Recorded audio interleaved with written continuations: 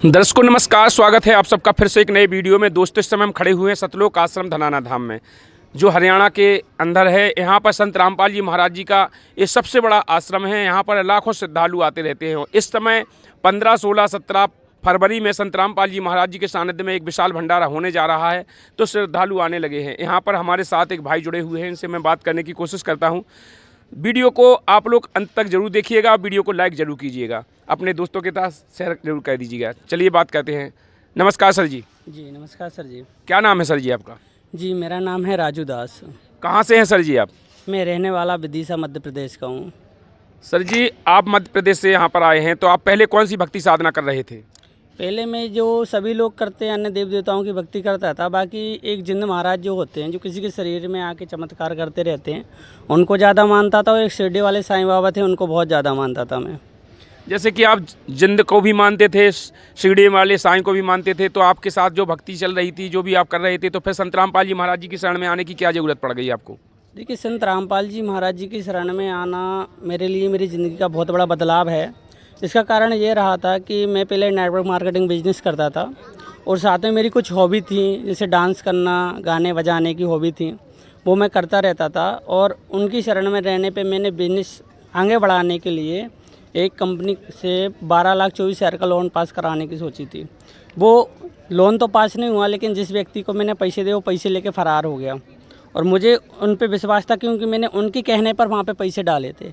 आकर उन्होंने हाथ खड़े कर दिए, कोई लाभ नहीं हुआ, तो मैंने पॉइजन ले लिया था सर। किसके कहने से आपने पैसा लगाया था? जी, मैंने जो जिंद महाराज होते हैं उनके शरीर में आते थे। हमारे गांव में एक औरत के शरीर में आते थे। मैंने उनसे पूछा तो उन्होंने मुझे वचन दे दिए थे, ऐसे गेहूं के उठा के वचन दे दिए थे कि बेटा तेरा काम हो जाएगा। लेकिन वो काम नहीं हुआ। लेकिन नहीं हुआ, फिर आपने क्या किया? नहीं हुआ तो फिर मैंने सुसाइड करने का सोचा था, मैंने पॉइजन ले लिया था। तो सारी समस्याएं आपके ऊपर जो जूझ रही थी, तो फिर संत रामपाल जी महाराज जी को आपको शरण कैसे मिल गई?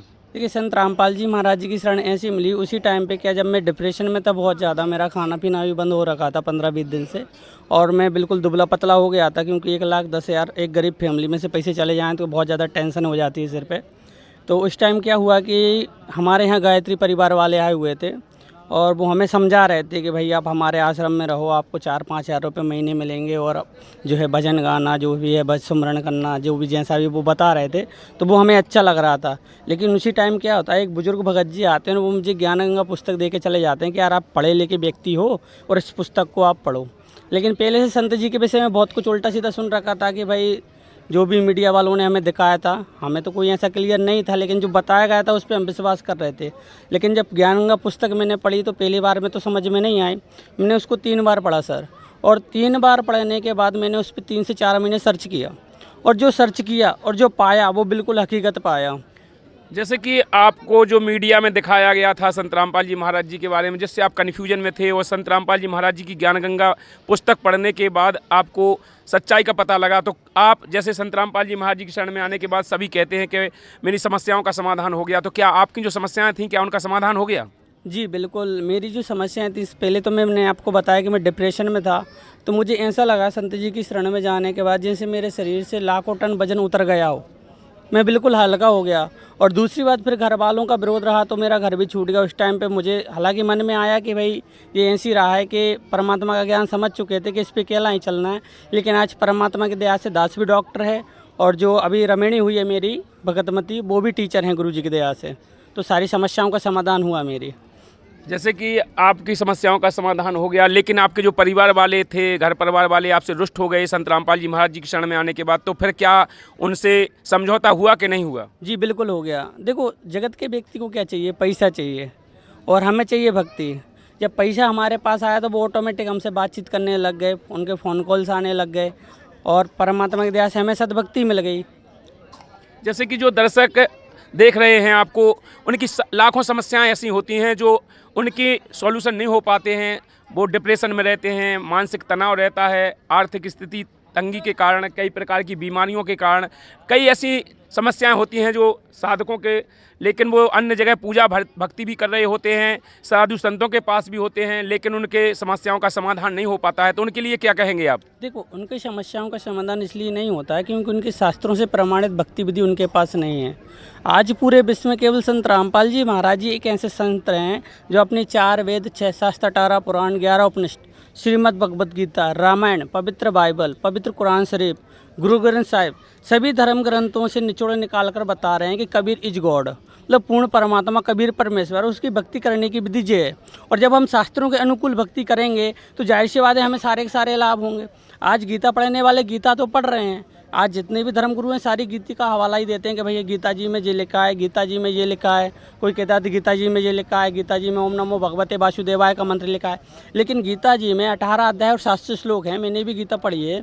गीता में कहीं पर भी इन मंत्रों का जाप करने का प्रमाण नहीं है, बल्कि गीता अध्याय नंबर 8 के श्लोक नंबर 13 में ओम मंत्र का जाप करने का कहा गया है, और गीता अध्याय नंबर 17 के श्लोक नंबर 23 में ओम तत्सत मंत्र जाप करने का कहा गया है, जो कि पूर्ण परमात्मा का है।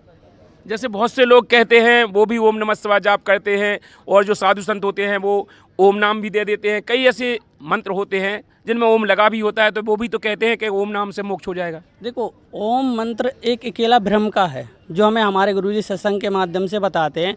उसके आगे और पीछे कोई भी मंत्र लगाने से कोई फ़ायदा नहीं है। ये तो वो वाली बात हो गई, भाई पानी कहीं और गिर रहा है, छाता लेके हम यहाँ खड़े हैं, ऐसे थोड़ी होता है।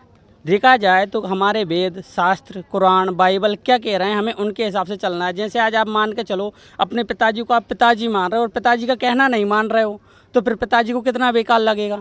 गीता में तीर्थ, व्रत, आन, उपासना को स्पष्ट मना किया गया है। कौन से श्लोक में मना किया गया है? गीता अध्याय नंबर 16 श्लोक नंबर 23 में कहा गया है कि जो व्यक्ति शास्त्र विधि को त्याग कर मनमाना आचरण करता है, उसका कभी मोक्ष नहीं होता, कोई गति प्राप्त नहीं होती, कोई लाभ प्राप्त नहीं होता, सब व्यर्थ रहता है। तो क्या करना चाहिए साधक को? गीता में कहाँ लिखा है, कौन सा मंत्र का जाप करना चाहिए? देखो, गीता अध्याय नंबर 17 का श्लोक नंबर 23 मैंने आपको बताया था, ओम तत्सत इति निर्देशा ब्रह्मणा त्रैविध्य समर्थे, मतलब पूर्ण परमात्मा को पाने का ओम तत्सत का मंत्र है, जिसमें ओम तो पूरा ब्रह्म का और तत् और सत सांकेतिक है। और ये भी पूर्ण गुरु से दीक्षा लेकर जाप करेंगे तभी लाभ होगा। और आज पूर्ण गुरु पूरी पृथ्वी पर केवल संत रामपाल जी महाराज जी हैं जो शास्त्रों के अनुकूल भक्ति विधि बताते हैं।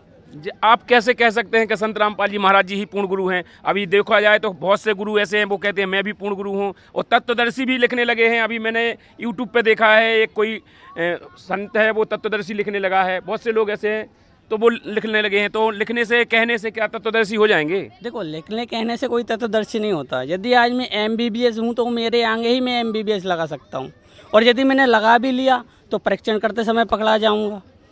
तो जाहिर सी बात है। ये तो क्या पहचान है तत्वदर्शी संत की? देखिए, तत्वदर्शी संत की पहचान है कि कहते हैं कि सदगुरु के लक्षण कहूँ, मधुरे बेन विनोद, 4 वेद 6 शास्त्र वो कहे 18 बोध। यही पूर्ण गुरु की पहचान है जो आज वर्तमान में संत रामपाल जी महाराज जी के अंदर देखी जाती है। तो संत रामपाल जी महाराज जी की शरण में आने के बाद सबकी समस्याओं का समाधान हो सकता है? जी बिल्कुल, संत रामपाल जी महाराज जी की शरण में आने के बाद कुछ भी हो सकता है। हमने तो ऐसे तक लोग देखे हैं जिनका डॉक्टरों ने जवाब दे दिया और आज वो जिंदा होकर चल फिर रहे हैं। मतलब उनकी डिक्शनरी में असंभव शब्द नहीं है। तो यदि कोई संत रामपाल जी महाराज जी से नाम उपदेश लेना चाहे तो कैसे ले सकता है? देखो, संत रामपाल जी महाराज जी से नाम उपदेश लेना बहुत आसान है। आजकल तो सभी के पास एंड्रॉयड फ़ोन है ना। तो सोशल मीडिया पे आप स्पिरिचुअल मीडिया संत रामपाल जी महाराज सर्च कर सकते हो, यूट्यूब पे संत रामपाल जी महाराज सर्च कर सकते हो, और साधना चैनल पे 7:30 से 8:30 बजे तक सत्संग आता है। उसके नीचे एक पट्टी भी चलती है, उसमें कॉन्टैक्ट नंबर दिए जाते हैं, उनके माध्यम से भी आप संत रामपाल जी महाराज से नाम दीक्षा ले सकते हो। धन्यवाद सर जी। जी धन्यवाद सर।